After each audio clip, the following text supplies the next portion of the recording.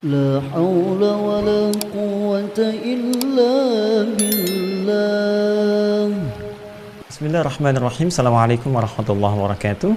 Alhamdulillahi wa kafa wassalatu wassalamu ala rasulillahil mustafa wa ala alihi wa sahbihi wa man wafa wa ba'd. Fa ya ahbaballahi wa ahbab rasulihi sallallahu alaihi wasallam, usi nafsi wa iyyakum bitaqwallahi faqad fazal muttaqun fala tamutunna illa wa antum muslimun. Faqala ta'ala ya ayyuhalladzina amanu taqullaha haqqa tuqatih wa la tamutunna illa wa antum muslimun. Baik, dalam ikhtiar memperbaiki kualitas ibadah kita akan lanjutkan kajian kita masih dalam pembahasan sifat salat Nabi sallallahu alaihi wasallam. Saya ingin tegaskan bahwa ini menjadi satu hal yang sangat penting untuk kita uraikan. Seperti saya sampaikan berulang-ulang dalam setiap momentum aku suka di pertemuan-pertemuan yang lalu, bahwa salat itu ibadah yang paling pokok. Ibadah yang sangat menentukan muara akhirat kita. Karena ini yang pertama kali dihisab oleh Allah Subhanahu wa taala, inna awwala ma yuhasabu bihil 'abdu yaumal qiyamati as-shalah. Amalan pertama yang dihisab oleh Allah Subhanahu wa taala, kata Nabi sallallahu alaihi wasallam, di akhirat kelak adalah salatnya. Idza salahat salaha sairu amali wa idza fasadat fasada sairu amali. Kalau bagus salatnya maka akan berdampak pada kebaikan amalan-amalan lain. Jadi ini sumber amal itu dari salat dulu. Salat merubah karakter lebih baik, amalan yang lain ikut, ya kan? Dan jika jelek salatnya, maka ini adalah berita buruk ya bagi amal-amal yang lainnya. Ini sangat menentukan.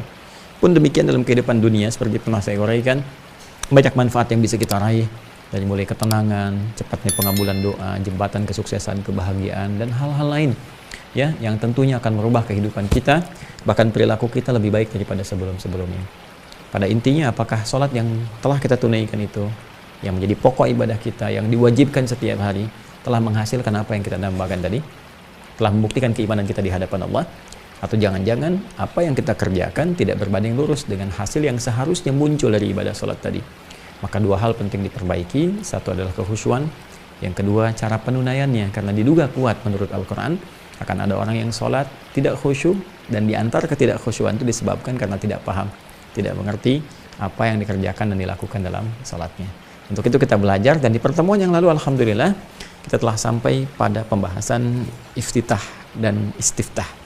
Ya, telah dapat bacaannya, referensinya dari mana, kemudian juga bagaimana cara membacakannya, dan hikmahnya itu yang paling penting. Ya, telah kita sadari. Kalau saya izin berdiri, kita coba dari awal secara ringkas dalam mempraktikkan dari sejak kita mulai bertakbir.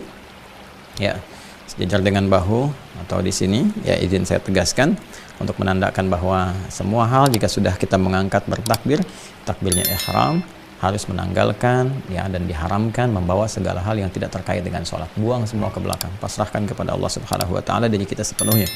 Menghadap wa annahum ilaihi raji'un, dan boleh jadi ini penghadapan terakhir kita kepada Allah, dan mungkin jadi diwafatkan kita. Karena itu Nabi kadang mengingatkan, ya sallu salatal muwadda', salatlah kalian seperti salat perpisahan kita dengan dunia, dan mungkin akan kembali kepada Allah. Itu dorongan kepada jiwa kita untuk kuat dalam rangka menghamba kepada Allah. Kemudian mengucapkan Allahu Akbar, fayaqulu Allahu Akbar. Ya, komitmen pada diri kita, di lisan kita, bahwa Allah yang paling agung, paling hebat, paling besar. Menyadari sepenuhnya bahwa kita ini kecil di hadapan Allah. Tapi si kecil ini kadang-kadang membawa kebesaran dalam kehidupan, itu kan? Ya, sombong terhadap orang lain, merasa yang paling berilmu, merasa yang paling kaya, paling punya kedudukan, berlaku sewenang-wenang dan sebagainya, dengan apa yang sebetulnya cuma titipan dan kecil. Maka kita rasakan itu keliru. Kita berniat dengan baik sambil bertakbir, kita hadirkan suasana dalam hati kita, menunjukkan sholat apa yang kita tunaikan, maghribkah, isyakah, atau yang lainnya. Baik, kemudian kita bersedekah, letakkan kemudian telapak yang kanan menutup yang kiri, menjaga hati dengan baik, bahwa tutupi kekurangan-kekurangan yang kadang muncul dari nafsu ini, ya segera tekan. Kalau perlu genggam seperti ini, tutupi dengan kebaikan-kebaikan, seperti pernah saya terangkan di pertemuan yang lalu.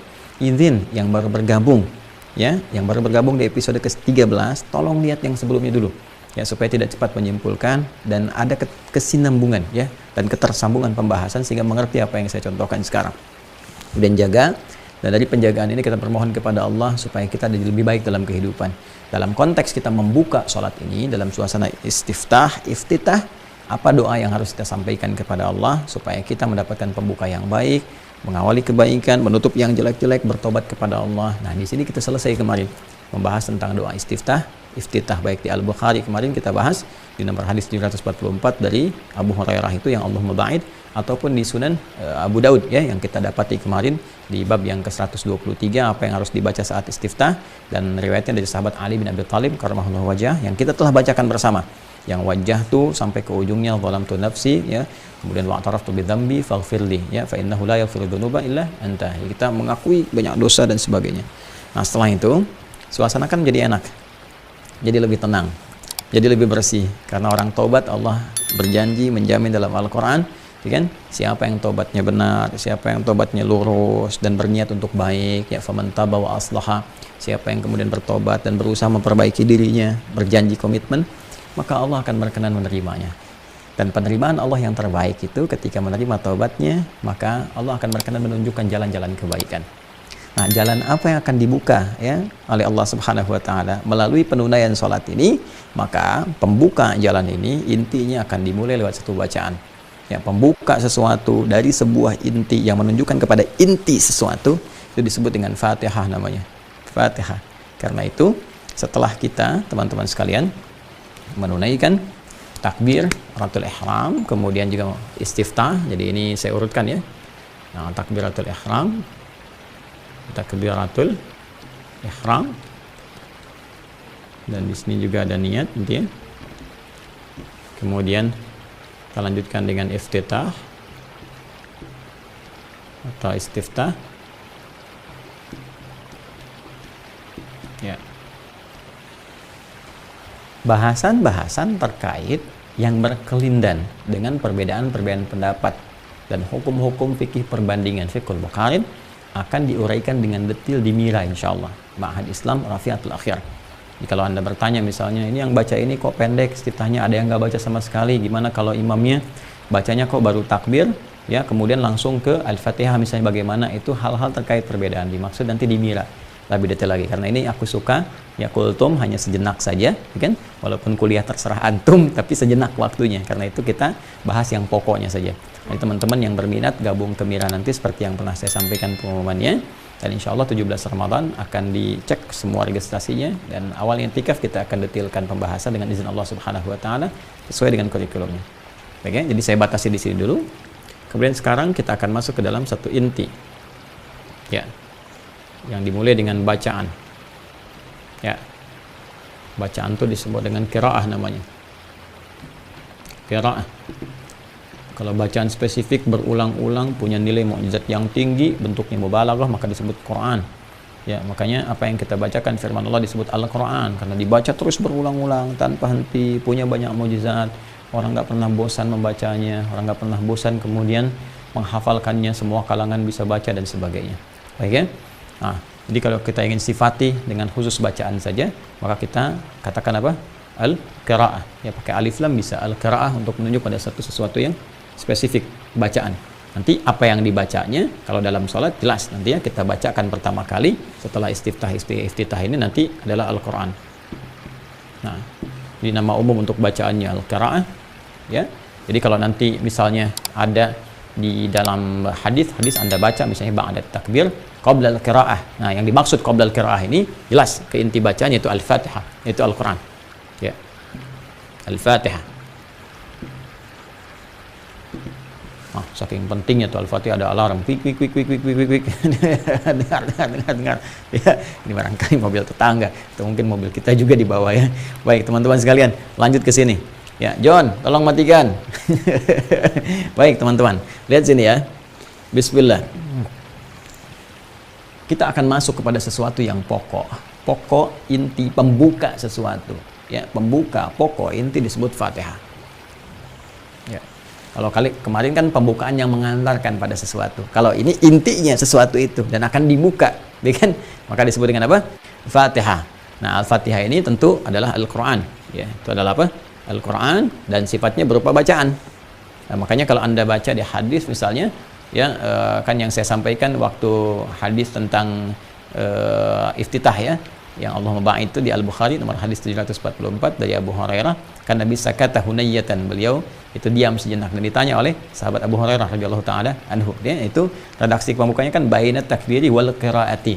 ya, di antara takbir dan bacaan. Bacaan yang dimaksudkan adalah intinya yaitu Al-Qur'an, bentuknya apa? Al-Fatihah. Sini. Nah, dan ini menjadi rukun yang sangat penting, teman-teman sekalian. Oh, ini rukun ya. Rukun yang penting dalam sholat. Rukun yang penting dalam sholat. Awas, hati-hati ya. Niat, takbir. Nah, ini Al-Fatihah untuk bacaan pertama yang menjadi rukun di dalam sholat, teman-teman sekalian. Ini dia. Jadi saking pentingnya rukun ini, bahkan nanti ada hadis yang sangat spesifik yang menjelaskan satu, posisi kewajibannya, ya. Kemudian yang kedua, teman-teman sekalian, adalah keistimewaannya, fadilahnya, ya, keutamaannya, keutamaan Al-Fatihah ini, keutamaan. Jadi nanti ada posisi yang menegaskan kewajibannya, kalau kita nggak baca jadi bermasalah gitu kan. Kemudian nanti ada keutamaannya. Nah, terkait dengan ini semua, kita akan keluarkan satu hadis di dalam Sahih Muslim. Dalam Sahih Muslim.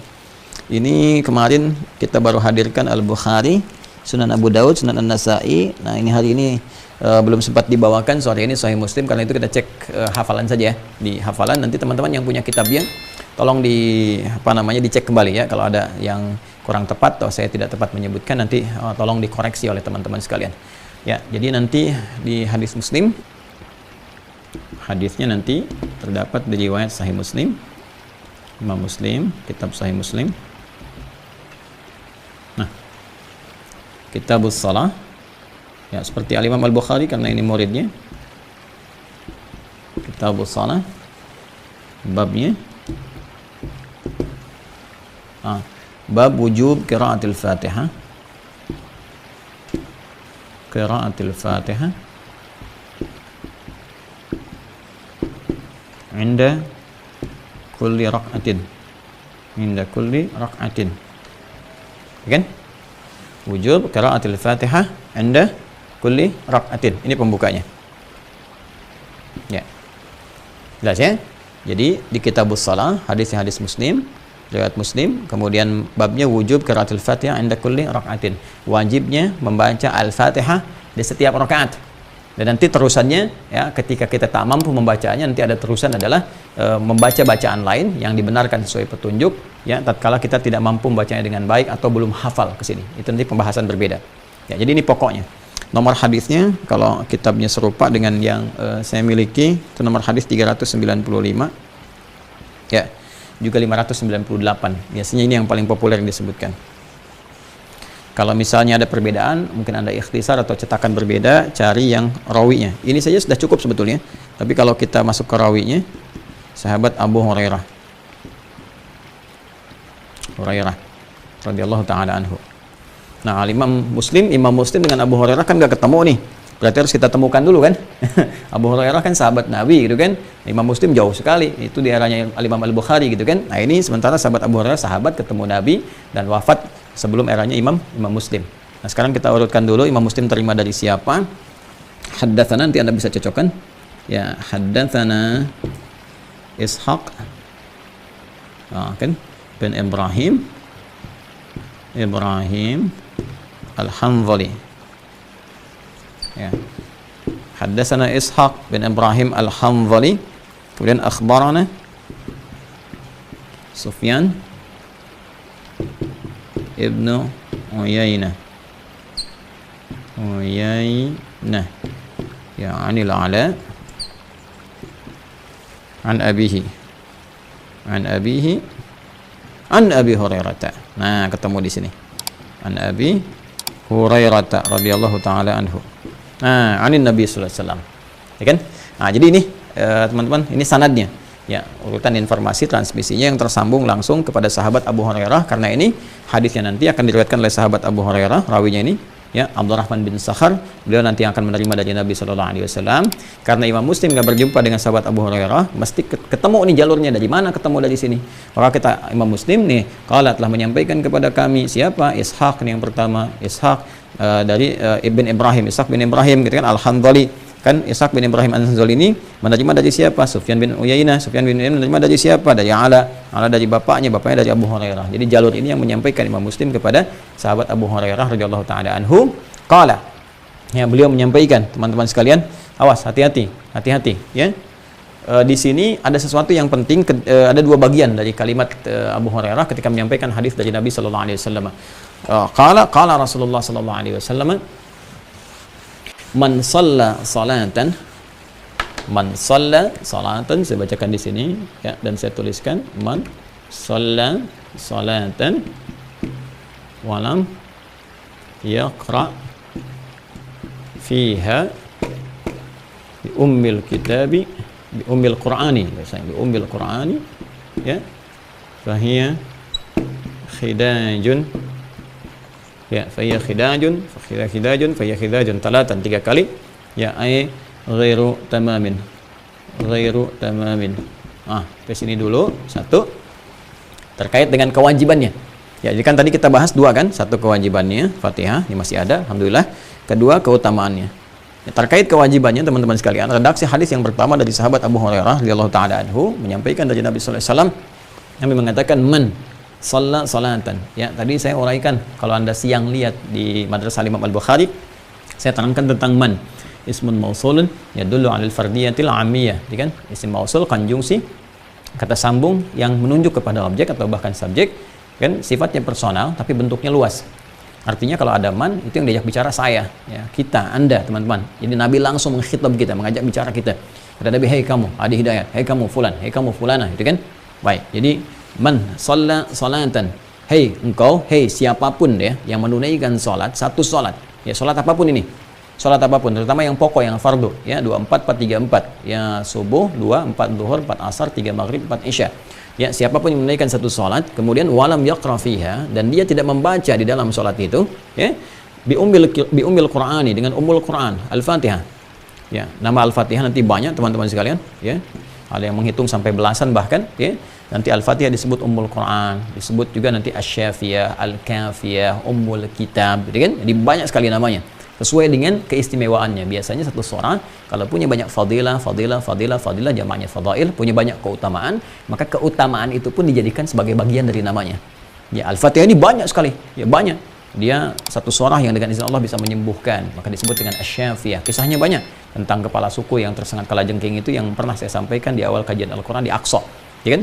Kemudian juga dia disebut dengan Al-Kafiyah karena isinya merangkum intisari dari Al-Qur'an Al-Karim keseluruhannya. Kemudian dia ummul kitab, kan, ummul Quran, yang kembali semua isi Al-Quran itu induknya ke sini, ke Al-Fatihah. Jadi ini teman-teman sekalian. Dan Al-Fatihah dia pembuka. Kenapa disebut Al-Fatihah? Ya, karena li'annaha taftatihul Qur'ana fil mushaf. Dia membuka Al-Quran itu, ya, di dalam mushaf. Jadi dimulai dengan Al-Fatihah. Wa salatu tuftatahu biha, dan dia juga membuka salat. Salat dibuka dengan Al-Fatihah. Karena itu tadi saya katakan pembuka inti, bacaan inti dalam salat, maka dibuka dengan apa? Al-Fatihah. Ini teman-teman sekalian. Nah, orang yang sholat, terus dia nggak baca pembukaannya, nggak masuk ke inti pembukaan, kan? Ya, sama aja orang mau masuk ke satu tempat, nggak lewat intinya, nggak buka pintu, nggak apa, tiba-tiba masuk lewat dari jendela, dari genteng atas, bluk ke bawah, kan? Nggak akan diterima. Anda datang ke istana presiden, ya, langsung dari atap yang robos, bluk, ya, jangankan sampai ke bawah, Anda baru nyampe atap aja mungkin udah dikejar pas pampres. Ya. Nah, namun di sini masuk pembuka, kan? Lewat pembukaannya, lewat intinya dan sebagainya. Baik, teman-teman sekalian. Atau Anda misalnya mau udah ketemu dengan presiden, atau misalnya ketemu dengan siapalah yang Anda inginkan, kan, direktur atau pimpinan Anda dan sebagainya. Ya baru ketemu, nggak ada pembukaan, nggak ada apa-apa dan sebagainya, langsung mengatakan, ya, langsung pada inti, langsung pada ini itu. Kan tidak juga, ada pembuka inti. Dia ada dari masuk sebagai pembukaan, kan, pembicaraan awal, pembuka kepada inti, langsung inti. Nah, ini pembuka kepada inti sesuatu yang menjadi bagian tak terpisahkan dari sholatnya adalah ummul Quran, Al-Fatihah. Ini ada orang, kata Nabi SAW, nggak baca Al-Fatihah. Sengaja dia di sini nggak baca, sengaja. Faya khidajun, 3 kali disebutkan. Ya, maka ya sholatnya itu disifati dengan khidaj, pencuri, dia pencuri gitu kan, pencuri. Teman-teman sekalian di sini, pencuri itu kan jadi ngambil sesuatu gitu kan, yang menjadikan sesuatu itu nggak sempurna, gitu kan, menjadikan sesuatu tidak sempurna, makanya ditafsirkan ghairu tamam. Nah, ghairu tamam di sini ini tafsiran, ya, ghairu tamam artinya nggak sempurna sholatnya, tidak sempurna sholatnya. Nah, maka di sini ada yang menafsirkan tidak sempurna di sini, ada yang ketat, ulama mengatakan dia nggak sah sholatnya. Ya, karena ada hadis lain juga yang memahamkan bahwa la sholata liman lam yaqra bi Fatihatil Kitab. La sholata, ya tidak sah sholatnya, tidak ada sholat bagi orang yang kemudian tidak membaca Fatihatul Kitab, ya, surah Al-Fatihah dalam sholat. Nah, ini ulama sepakat dalam konteks dia menunaikan sholat, khususnya pertama, ya, dalam konteks dia sendirian, ya. Jadi dia yang disepakati, yang nggak ada perbedaan pendapat di sini. Jadi sholat sendirian, dia sengaja tinggalkan Al-Fatihah, maka dihukumi tidak sah, dia mesti mengulang sholatnya. Ya, karena la sholata di sini, la-nya di situ diartikan teman-teman sekalian dengan sifatnya penafian. Ya, walaupun di situ bisa naksi juga karena harokatnya fathah. Ya, tidak sempurna. Itu la naksi artinya kurang, nggak sempurna. Sama persis ghairu tamam. Dan sesuatu yang tidak sempurna tidak baik, maka diulang. Makanya Khalid bin Rafi Az-Zuraiki ketika dia sholat dan nggak sempurna sholatnya, diminta oleh Nabi untuk mengulang. Ya, maka di sini yang memasukkan kepada aspek kewajiban. Kemudian juga nanti ada dalam konteks berjamaah. Nah, di sini ada perbedaan pendapat. Nanti di Mira kita akan detilkan perbedaan pendapat ini seperti apa, dalilnya apa. Tapi umumnya jumhur di sini menyepakati, termasuk nanti terusan di hadis ini adalah tetap dibaca, nanti tetap dibaca. Ya, walaupun imam baca kita mengikuti, dan nanti ada standar cara baca kita, bagaimana cara membacakannya. Ya, berapa ayat paling minimal, kalau imam cepat kita bagaimana, nanti ada detailnya. Di sini tetap membaca, walaupun nanti Abu Hanifah, ya, Imam Abu Hanifah dalam nanti madhab Hanafi mengatakan kalaupun imam sudah bacakan maka makmum diam, maka berlaku hadis qiraatul imam ya qiraatul makmum, innama ju'ilal imamu liyutamma bihi fa qiraatul imam qiraatul makmum. Adapun imam jadikan untuk diikuti, maka bacaan imam itu mewakili bacaan makmum. Maka di Hanafi itu diam, menyimak bacaannya imam, ya. Tapi nanti yang terkuat saya memilih nanti yang di sini jumhur ulama mayoritas tetap membaca dengan cara yang nanti kita akan pelajari teman-teman sekalian. Karena hadis tadi itu terkait juga dengan kondisi ketika imamnya sudah rukuk. Maka apa yang harus kita lakukan? Maka muncul hadis tadi. Ya. Kesini dulu teman-teman, teruskan dulu hadisnya. Jadi ini yang pertama, ini dalil yang menyatakan kewajiban membaca Al-Fatihah, baik kita sholat sendirian, ya, ataupun kita menjadi imam dalam berjamaah, yaitu sudah pasti, atau bahkan makmum. Nah, dari mana kemudian tetap ini dibaca? Ya, tetap ini dibaca. Nah, ini kembali kepada terusan hadisnya. Qila li Abi Hurairah, belum selesai hadisnya. Qila li Abi Hurairah, setelah ini disampaikan oleh sahabat Abu Hurairah, Nabi menyampaikan seperti ini, gitu kan? Maka qila li Abi Hurairah, maka disampaikan, dikatakan kepada Abu Hurairah, ya. Bagaimana kalau keadaan kami ini menjadi makmum? Hah? Bagaimana kalau keadaan kami menjadi makmum? Maka apa kata Abu Hurairah? Sami'tu Rasulullah sallallahu alaihi wasallam. Kata beliau, bacakan dia, bacakan dulu dalam dirimu, baca silent. Ya. Faqraha fi nafsika, kata Abu Hurairah radhiyallahu taala anhu, yang bermakna bacakan di dalam dirimu. Jadi sir, bacakan. Jadi kalau imam bacanya jahar, jangan ikutan jahar. Ya, jadi jangan sampai terjadi misalnya imam baca dalam sholat maghrib, misalnya nanti sholatnya Bismillahirrahmanirrahim, ada di belakang Bismillahirrahmanirrahim, tidak. Ya, apalagi begini, imamnya sir, andanya jahar. Itu lebih aneh, Joni. Saya sholat zuhur, imamnya sir, anda jahar sendiri. Bismillahirrahmanirrahim, Alhamdulillahirrahmanirrahim. Itu kan kedengaran, jahar itu kedengaran oleh orang lain selain anda. Kalau sir, silent, yang dengar cuman anda. Jadi kalau anda baca sir, kedengaran orang, itu bukan sir, itu jahar namanya, Cepi. Ya, makanya kalau anda sholat sir, silent, ya nggak harus dikencangkan orang juga, ya. Ini kembali ke sini. Yuk, kembali ke sini teman-teman sekalian. Jadi nanti ketika dikatakan pada sahabat Abu Hurairah, kami ini dalam keadaan jadi makmum, gitu kan? Dalam keadaan jadi apa? Makmum. Bagaimana keadaannya? Kata Abu Hurairah, iqra fi nafsik. Dibaca di dalam dirimu. Inni sami'tu Rasulullah sallallahu alaihi wasallam. Aku pernah mendengar Rasulullah sallallahu alaihi wasallam qala, beliau bersabda. Apa sabdanya? Nah, ini yang akan coba kita tuliskan, ya. Qala Allahu azza wa jalla. Qala Allahu azza wa jalla. Baik, yuk kita hapus sebentar, ya. Nah, ini teman-teman sekalian, qala Allahu azza wa jalla. Ini kita tuliskan, ya. Bismillah. Qala Allahu azza wa jalla, ya. Qala Allahu azza wa jalla. Ini dia. Ya, kata sahabat Abu Hurairah radhiyallahu taala anhu, ya, qala sami'tu Rasulullah sallallahu alaihi wasallam yaqul qala Allahu azza wa jalla. Nah, ini saya ingin garis bawahi dulu teman-teman sekalian. Nah, di sini ini isyarat kepada hadis qudsi. Nah, hadis qudsi itu adalah hadis yang, ingat kalimatnya, maknanya disampaikan langsung oleh Allah Subhanahu wa taala kepada Rasulullah sallallahu alaihi wasallam, dan lafadznya diteruskan oleh Nabi sallallahu alaihi wasallam. Ya, beda dengan Al-Qur'an. Kalau Al-Qur'an lafadz dan maknanya langsung dari Allah Subhanahu wa taala. Lafadz dan maknanya langsung dari Allah Subhanahu wa taala. Jadi kalau hadisnya hadis qudsi, jadi diturunkan kepada Nabi sallallahu alaihi wasallam, kan lafadznya disampaikan oleh Nabi sallallahu alaihi wasallam, tapi maknanya itu langsung dari Allah Subhanahu wa taala. Ya, disampaikan kepada kita semuanya. Qala Allahu azza wa jalla, kata Nabi sallallahu alaihi wasallam, Allah Subhanahu wa taala menyampaikan kepada kita dalam salah satu hadis kursinya. Qasamtu shalah baini wa baina 'abdi wa li 'abdi ma sa'al. Garis bawah ya, saya tuliskan ini yang pentingnya. Ya, qasamtu as-salata, qasamtu shalah.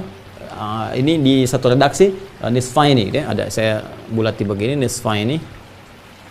Ya, nisfaini. Ya. Qasamtu shalah nisfaini baini, ya di sini baini wa baina 'abdi wa baina 'abdi wa li 'abdi. Ini poinnya. Ma sa'al. Allahu akbar. Qasamtu shalah baini wa baina 'abdi, qasamtu shalah nisfaini baini wa baina 'abdi. Perhatikan baik-baik teman-teman sekalian. Allah langsung ingin menyampaikan dalam salah satu hadis qudsi yang diteruskan oleh Nabi sallallahu alaihi wasallam, ya lafaz dia sampai ke kita. Kata Allah, qasamtu sholata, saya membagi dalam salat itu. Nah, perhatikan baik-baik ya. Ini yang menunjukkan sekali lagi menekankan kewajiban Al-Fatihah yang disepakati nanti para ulama, ya mayoritas di sini, mayoritas bersepakat kewajiban membaca Al-Fatihah di dalam salat. Karena ada redaksi penekanan yang sangat kuat. Di sini teman-teman sekalian, Al-Fatihah disebutkan dalam hadis qudsi dengan as-shalah. Ya, qasamtu salata, qasamtu as-shalah. Ya, di sini aku membagi, kata Allah Subhanahu wa taala, itu as-shalah, yang dimaksud si Al-Fatihah. Dari mana taunya? Nanti terusan hadisnya. Ya, nanti terusan hadisnya. Ketika Al-Fatihah disebut oleh Allah Subhanahu wa taala sebagai salat, inti dari salat, maka dari itu kalau intinya ditinggalkan kan tidak sempurna, dia ghairu tamam, khidaj, ya kan, dan menunjukkan persoalan serius atas sah tidaknya ya salat yang ditunaikan. Karena itu di sini penekanan pembacaan salat itu lebih diutamakan. Dalam konteks ini bacaan Al-Fatihahnya, ya. Qasamtus salata, saya bagi salat itu kan nisfaini kepada dua bagian. Baini wa baina 'abdi, dan ada bagianku, ada bagian hambaku. Jadi nanti di Al-Fatihah itu teman-teman sekalian, saat kita menunaikan salat, kan, ketika Allah Subhanahu wa taala meminta kita menunaikan salat dan kita memulai salat, ya, setelah bertakbir, baca istiftah, kemudian masuk ke Al-Fatihah, disebut oleh Allah ini inti salatnya, pembuka ini inti salat. Qasamtu salat, aku bagi nih dalam pembuka inti salat ini di Al-Fatihah ini, kan, nisfaini, pada dua bagian. Baini wa baina 'abdi, ada bagian tertentu yang memang khusus untukku, kata Allah. Kan, wa baina 'abdi, dan ada bagian hambaku. Jadi di Al-Fatihah ini sangat luar biasa. Ada satu informasi yang sangat dahsyat di hadis qudsi yang menunjukkan bahwa ada bagian kita di situ. Sesuatu yang sangat penting. Nanti kita akan lihat. Tapi jangan lupakan ada bagian Allah yang harus kita penuhi. Jadi di sini ada hak dan kewajiban. Ini ada hak dan kewajiban. Hak dan kewajiban. Jadi ada hak Allah Subhanahu wa taala. Jadi kalau sudah haknya Allah Subhanahu wa taala, berarti kewajiban kita di sini hamba. Ya kan? Ada hak kita. Kalau sudah hak kita berarti kewajiban Allah. Ingat ya? Awas, hati-hati. Makanya tegas Allah menyampaikan di hadis qudsi, wali 'abdi ma sa'al. Ya, dan hak kita, hak hambaku, kata Allah itu, ya hak kita sebagai hamba Allah, wali 'abdi, dan untuk hambaku ma sa'al, hak dia, apapun yang dia minta aku akan kabulkan. Ya. Apapun yang dia minta aku akan kabulkan. Ini dahsyatnya. Jadi di sini teman-teman sekalian, ada hak di sini, ya, hak Allah yang harus kita penuhi, yaitu tadi salat yang ditunaikan dengan benar. Ya, dalam konteks ini sampai ke bacaan Al-Fatihah. Jadi sampai ke Al-Fatihah saja kalau kita penuhi, ya, hak Allah, kewajiban kita dengan benar, niatnya benar, takbirnya benar, gitu kan, iftitahnya benar, sampai ke Al-Fatihahnya benar, maka di situ Allah akan berikan bagian yang paling spesial baru sampai ke bacaan Al-Fatihah saja. Dan itu menjadi hak kita. Dan Allah janjikan di sini dalam hadis qudsi, wali 'abdi, dan untuk hambaku aku akan penuhi masal. Apa itu? Apapun yang ia minta aku akan berikan. Apapun yang ia minta aku akan berikan. Nah, di sini titik pentingnya teman-teman sekalian, bagi kita untuk benar dalam menunaikan Al-Fatihah. Untuk tidak meninggalkan Al-Fatihah. Karena dalam Al-Fatihah ada sesuatu yang sangat dahsyat, dan di antara kedahsyatan itu terkait dengan pengabulan doa yang kita mohonkan. Apapun yang diminta Allah berikan, sepanjang itu adalah kebutuhan hidup kita, maslahat kita dunia dan akhirat. Baik, teruskan hadisnya, ya. Nah, sekarang bagaimana cara kita kemudian mengungkapkan hak kita kepada Allah dan memenuhi kewajiban kita kepada Allah Subhanahu wa taala? Perhatikan baik-baik kalimatnya. Idza qala al-'abdu. Nah, ini tafsirannya kenapa di sini as-shalah diartikan dengan Al-Fatihah. Idza qala al-'abdu alhamdulillahi rabbil alamin. Jika seorang hamba sudah mulai membaca alhamdulillahi rabbil alamin. Allahu akbar. Alhamdulillahi rabbil alamin. Nih. Sudah masuk ke Al-Fatihah kan? Baik, jadi kita memulai dengan bacaan kita Al-Fatihah. Nanti di sini kalau masuk ke hukum nanti ya terkait dengan perbedaan-perbedaan pandangan ya, di Al-Fatihah disepakati jumlahnya 7 gitu kan. Hanya nanti ulama berbeda pendapat dimulai dari mana. Ada yang memulai dari Bismillahirrahmanirrahim, ada yang memulai dari Alhamdulillahirabbil alamin. Nanti detailnya di Mira. Ya, detailnya di mana? Di Mira. Jadi nanti yang memulai dari Bismillahirrahmanirrahim, menghitung Bismillahirrahmanirrahim itu bagian dari Al-Fatihah. Ya, seperti Al-Imam Asy-Syafi'i misalnya kan, yang membacakan jahar, kemudian Imam Ahmad bin Hanbal yang membacakan sir di situ. Ya, sementara Imam Malik, Imam Abu Hanifah itu menghitung dari Alhamdulillahirabbil alamin. Ya, dan di sini menempatkan Bismillahirrahmanirrahim ada ditempatkan sebagai ayat mandiri yang terpisah karena pertanyaan Ibnu Abbas radhiyallahu taala anhuma yang menanyakan pada Rasulullah, adakah kemudian pemisah di antara surah-surah Al-Quran yang menjadikan surah itu dipahami bukan bagian dari surah yang lainnya. Maka turunlah Bismillahirrahmanirrahim di sini.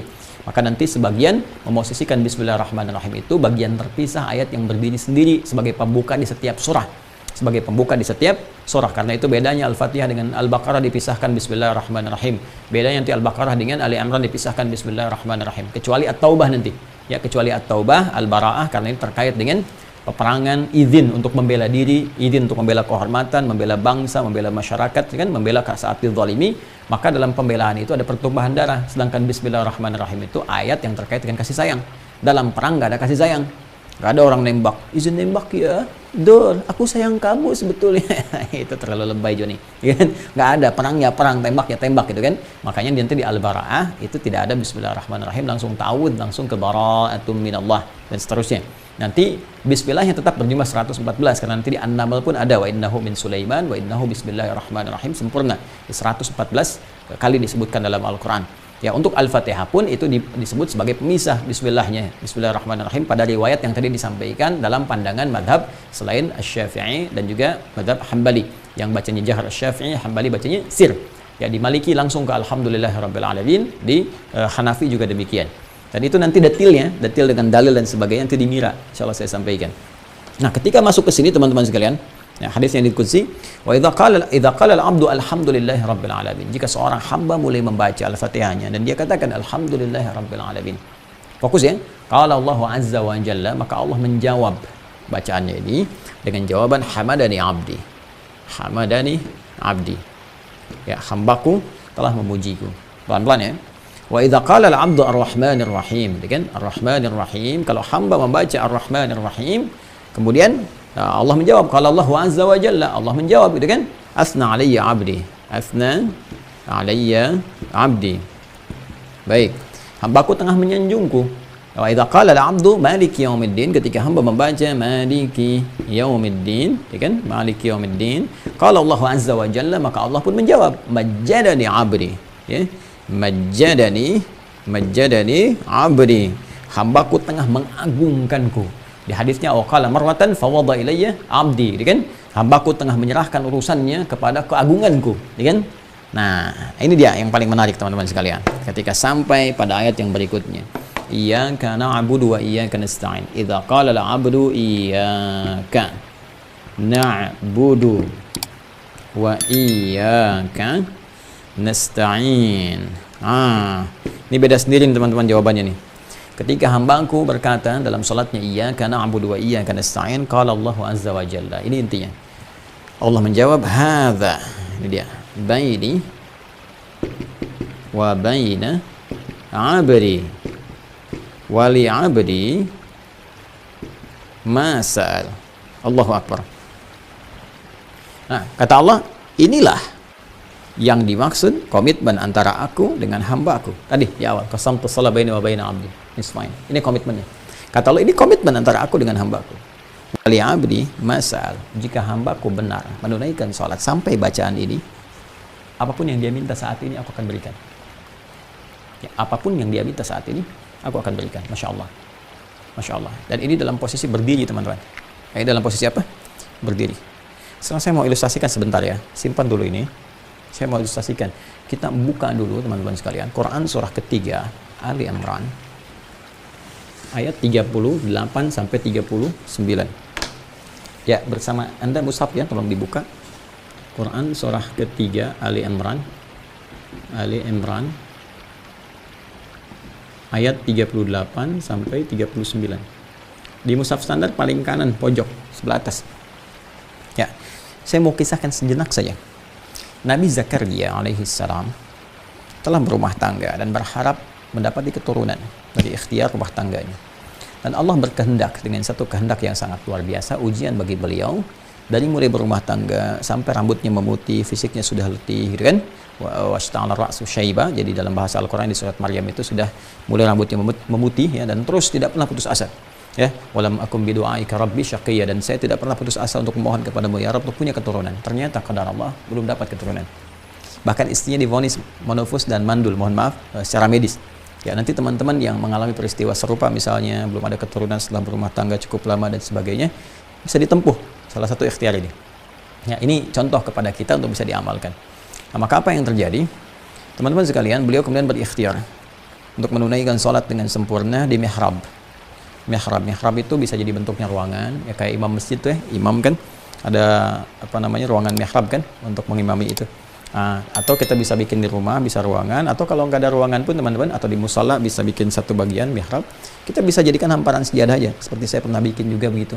Ya, dulu waktu saya pertama ke Indonesia, kemudian dengan istri gitu kan, ngontrak, dan bukan aib. Ya, kita mengontrak dan sebagainya, kita hamparkan sejadah untuk menunaikan ibadah di situ, ya, dan jadikan mihrab. Dan mihrab itu tempat yang memang khusus untuk ibadah. Jadi nggak ada yang lain-lain tuh, handphone apa semua cerita-cerita nggak usah masuk ke situ. Ya, jadi nggak bisa terima misalnya telepon, atau kita mohon maaf sekali ya makan di situ, atau bikin status pun jangan. Ya, ceklik selfie, maaf ya jangan ganggu aku sedang di mihrab, itu nggak boleh. Keluar dulu di situ. Ya, dan mihrab khusus untuk ibadah saja. Dan di antara fungsi mihrab mempercepat terkabulnya doa. Ya, di antaranya. Makanya imam kenapa tempatnya di mihrab saat dia memimpin sholat? Karena imam itu adalah puncaknya. Imam itu intinya dalam sholat, yang diharapkan bisa terkabul dengan bacaan imam doa-doa kita. Ya kan? Nah, dari sini kemudian teman-teman sekalian, boleh kita punya mihrab di rumah, seperti Maryam punya mihrab. Ya, di ayat ke-37-nya kan Maryam. Ya, fataqabbalaha rabbuha biqabulin hasanin wa ambataha nabatan hasanan wa kaffalaha Zakaria kullama dakhala 'alaiha Zakaria al-mihraba. Maryam punya mihrab. Nah, Nabi Zakaria kemudian mencoba menunaikan di mihrab itu, bermohon kepada Allah sesuatu ya yang tidak ada batas. Ya, seperti Maryam mendapati ya sifat Allah yang memberi tanpa batas disebut dengan Wahhab. Wahhab. Kalau kita memohon kepada Allah, menyebut dan meminta dengan tulis, kita katakan hab. Untuk pribadi li, kalau banyak lana, hab lana. Rabbana hab lana min azwajina wa dzurriyyatina qurrata a'yun. Maka di sini Nabi Zakaria menunaikan salat. Dan saya pernah sampaikan di edisi yang awal-awal bahwa salat itu ibadah spesifik kita sebagai pembuktian keimanan kepada Allah. Karena pembuktian keimanan, makanya semua nabi umat sebelum Nabi Muhammad pun salat. Ya, kan pernah saya sampaikan, ya Nabi Isa itu salat, ya kan? Nabi Isa salat, ada di surah Maryam, ya, surah 19 ayat 31 sampai dengan 33. Kemudian siapa lagi? Nabi Zakaria ini saya sebutkan. Nabi Musa salat, Quran surah ke-20 ayat ke-14, kan innani anallahu la ilaha illa ana fa'budni wa aqimis salata li dzikri. Nabi Ismail ya salat, meminta keluarganya salat, Quran surah 19 Maryam ayat 55, wa kana ya'muru ahlahu bis salat. Nah, kembali ke kisah Nabi Zakaria alaihissalam, maka beliau memberikan kesan kepada kita bahwa kalau ada manusia memvonis kita sesuatu yang nggak mungkin, nggak bisa, mustahil dan sebagainya, gitu kan, ini nggak memungkinkan, maka ini tanda langsung dari Allah Subhanahu Wa Taala untuk memohon. Ya, termasuk dalam konteks ini, maaf saya sedikit sekali melompatnya, dan ini hal yang kita rasakan. Seperti saya sampaikan dalam satu tayangan terpisah, video terpisah, ajakan doa ke teman-teman, kita merasakan suasana duka mendalam ya terhadap keluarga besar di Hiu Kencana, khususnya kru di KRI Nanggala 402 ya, 53 orang yang sekarang tentunya tengah berjuang. Dan ya manusia mulai mengatakan ini sudah berlayar untuk selamanya, ada yang mengatakan begini begitu. Ini tanda dari Allah supaya kita banyak bermohon ya, dan jangan terlibat orang-orang yang tidak terkait dengan ridha Allah Subhanahu Wa Taala. Jadi tolong minggir dulu ya, dukun minggir dulu, tolong minggir dulu ya, paranormal, dukun pada minggir dulu semuanya ya, karena ini hubungan antara kita dengan Rabb, antara kita dengan Allah Subhanahu Wa Taala. Saya mohon sekali ya, dan masyarakat teman-teman kita bantu doa, minta kepada Allah Subhanahu Wa Taala jangan berbuat apa yang Allah tidak sukai. Mintakan seperti doanya Nabi Yunus alaihissalam, ya la ilaha illa anta subhanaka inni kuntu minadh dhalimin. Kita minta karena dijanjikan di ayat berikutnya di Al-Anbiya itu, teman-teman sekalian, dijanjikan oleh Allah wa kadzalika nunjil mu'minin ya, fastajabna ya, kemudian Allah jawab doanya Nabi Yunus alaihissalam, fa najaynahum minal ghammi, kamu kemudian lepaskan dia dari kegelapan yang menaungi. Nah, itu bahasanya gham, kegelapan, kesulitan dan sebagainya. Ya, apakah kapal selamnya blackout atau bukan dan sebagainya. Yang penting suasananya sulit pada saat itu ya, dan ini kita rasakan kondisinya teman-teman untuk kru 53 ini Nanggala 402 gitu kan, seperti Nabi Yunus merasakan kesulitan, kegelapan dan sebelumnya, maka beliau berdoa, la ilaha illa anta subhanaka inni kuntu minadh dhalimin. Kemudian setelah itu fastajabna, ya, fanajainahum minal ghammi wa kadzalika nunjil mu'minin. Syaratnya mukmin, ya, wa kadzalika nunjil mu'minin, dan demikian pula kami selamatkan orang-orang beriman. Kalau mereka yakin kepada Allah, diamalkan benar gitu kan. Ya, mungkin teman-teman kita di sana sedang dalam kesulitan luar biasa, kita yang bantu dari sini. Dan mukmin itu orang beriman. Iman itu lawannya apa? Lawannya kufur dan syirik.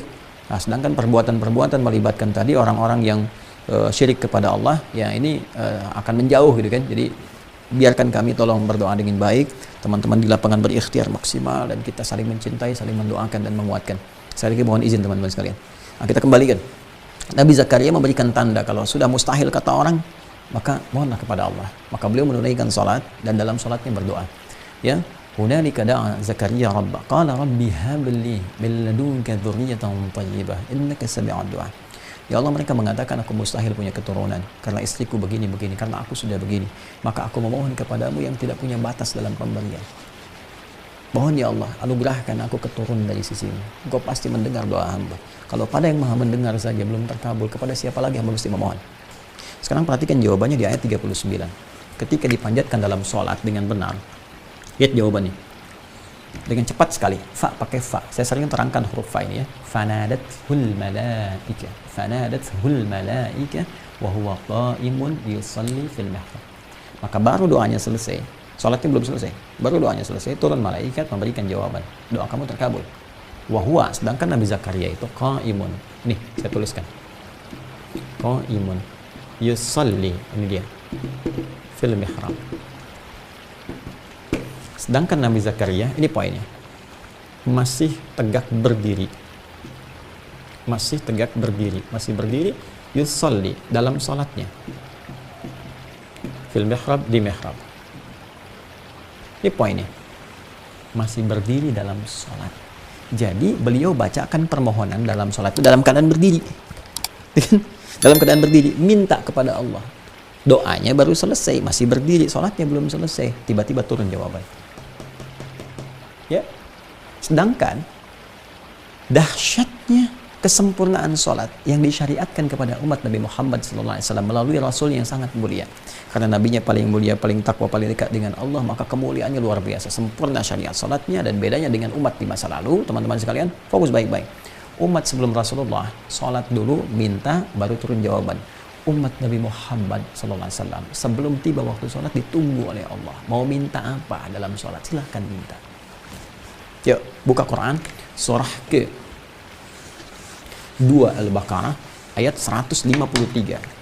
Quran, surah ke-2 Al-Baqarah, ayat 153. Ya ayyuhalladzina amanu.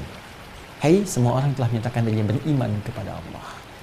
Ingat, imannya dikhitab. Imannya langsung diajak oleh Allah Subhanahu wa taala untuk dimunculkan.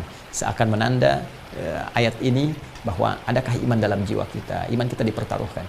Ista'inu bis sabri was salah. Ya ayyuhalladzina amanu ista'inu.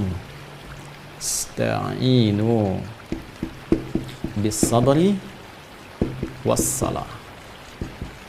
Ini dia. Hai semua orang telah menyatakan dirinya beriman kepada Allah Subhanahu wa taala. Ista'inu, jika kalian punya persoalan dalam kehidupan, masalah-masalah apapun yang kalian rasakan, ya kan? Maka terimalah itu dulu dengan sabar sebagai ujian untuk meningkatkan kualitas hidupmu. Karena yang lain pun diuji. Ya, Nabi diuji, sahabat diuji, tabi'in diuji. Engkau Nabi bukan, Rasul bukan, sahabat bukan, tabi'in bukan. Gak pengen diuji, kamu siapa ya, Ence? Ya. Tuh ada baru lagi kan, ini siapa nih, nantilah suatu saat saya perkenalkan satu-satu. Ya, jadi ini balik ke sini teman-teman sekalian, terima dulu dengan sabar, wassalah, dan mintakan solusi dari ini semua lewat sholat. Nah, sekarang apa hubungannya dengan Al-Fatihah? Lihat baik-baik ya. Ketika Nabi Zakaria meminta, nah, masih berdiri dalam sholatnya, dikabulkan oleh Allah Subhanahu wa taala. Kita umat Nabi Muhammad SAW, ya, dengan barakah Nabi yang sangat mulia, belum sholat, dan diminta, dipanggil, siap-siap saat sholat mau minta apa. Nah, sekarang perintahnya, ista'inu. Nih, ista'inu. Fokus baik-baik. Ini perintah dari Allah. Kalau kita mau katakan, teman-teman sekalian, ya Allah, kami mau sholat, dan saat sholat itu, kami akan meminta kepadamu. Perhatikan baik-baik. Nah, ini perintah kita saat menunaikan sholat, ini masuk dalam bagian ibadah di Quran, surah ke-20, Taha, ayat ke-14. Kata Allah, kalau kalian yakin dengan imanmu aku Tuhan, kan? Ya, maka buktikan lewat itu, pembuktian itu, ya, keimanan itu lewat salat. Innani anallahu, sayalah Allah, sungguh sayalah Allah satu-satunya Tuhan. Ya la ilaha illa ana, enggak ada yang disebut Tuhan kecuali saya. Fa'budni, maka sembah saya. Ini perintahnya di sini fa'budni. Fa'budni, ya kan? Yang ini wasta'inu, ya ayyuhalladzina amanu ista'inu, ini fa'budni, salatnya. Kalau kita ingin pindahkan bentuk perintah ini ke bentuk penghambaan, ya, untuk mengeksekusi ini, untuk membuktikan, maka kalau saya pakai a, kalau kita banyak pakai nun. Nah, ya, bentuknya rubah ke fi'il mudhari. Ini a'bud jadi a'bud kalau sendirian. Kalau banyakan kita semua ganti jadi na'bud. Na'bud. Ya? Baik. Yang kita sembah siapa? Allah, kan? Allah. Kita akan katakan, ya Allah, kami ingin buktikan kami menyembahmu, ya Allah. Kami siap sholat kepadamu, ya Allah. Engkau katakan, sholat, sembah aku, ibadah kepadaku, sholat. Kami katakan, ya Allah, kami siap menyembahmu hanya kepada Engkau, tidak ada yang lain. Engkau katakan Engkau yang Tuhan, tidak ada yang lain. Kami pun akan katakan, ya Allah, kami siap hanya kepada Engkau, kami akan menyembah, ya Allah. Hanya kepada Engkau, hanya kepadamu. Maka hanya kepadamu, itu bahasa Arabnya iyyaka, didahulukan. Iyyaka na'budu. Rumus yang sama, ini. Ista'inu, jadikan bentuk kemudian penghambaan kita menjadi nasta'in. Nah, kalau kita katakan hanya kepadamu saja, ya Allah, kami minta. Gak ada yang lain, karena hanya Engkau yang Tuhan. Ya, hanya Engkau yang Allah, hanya Engkau yang hak. Maka katakan iyyaka. Tuh. Sekarang lihat. Ini perintah Quran surah 2 ayat 153. Ini Quran surah 20 ayat ke-14. Iyyaka na'budu, iyyaka nasta'in. Sekarang saya mau tanya kepada Anda semua. Ya, saya, Anda, dan kita semuanya. Adakah kita temukan kalimat ini, iyyaka na'budu, ya, dan iyyaka nasta'in di dalam bacaan salat kita? Ada, Ustaz. Di mana? Al-Fatihah. Nih. Idza qala al-'abdu iyyaka na'budu wa iyyaka nasta'in. Anda bayangkan? Ya, makanya pantas di sini Allah mengatakan, lihat kalimat yang baik-baik. Hadza baini wa baina 'abdi wa li 'abdi ma sa'al. Ini adalah perjanjian komitmen antara aku dengan hamba-Aku. Apa komitmennya? Ini yang dari awal, wali abdi masal. Kan Allah katakan, ista'inu bis sabri was salah. Kamu punya masalah, kamu punya persoalan, datang kepada Aku, ya. Mintakan dalam sholat, Aku kabulkan. Sekarang di mana, ya Allah, cara memintanya? Tuh, Zakaria meminta alaihissalam, dalam berdirinya minta, Aku kabulkan. Contohnya, kamu belum minta, Aku udah panggil. Bacakan, apa bacaannya? Iyyaka na'budu. Ketika sampai ke bacaan ini, iyyaka na'budu. Ya Allah, sekarang kami mengungkapkan keimanan kami. Sekarang kami membuktikan keyakinan kami kepadamu, ya Allah. Hanya Engkau yang Tuhan, Engkau ya Allah. Kami menyembahmu, ya Allah, lewat salat ini. Nih.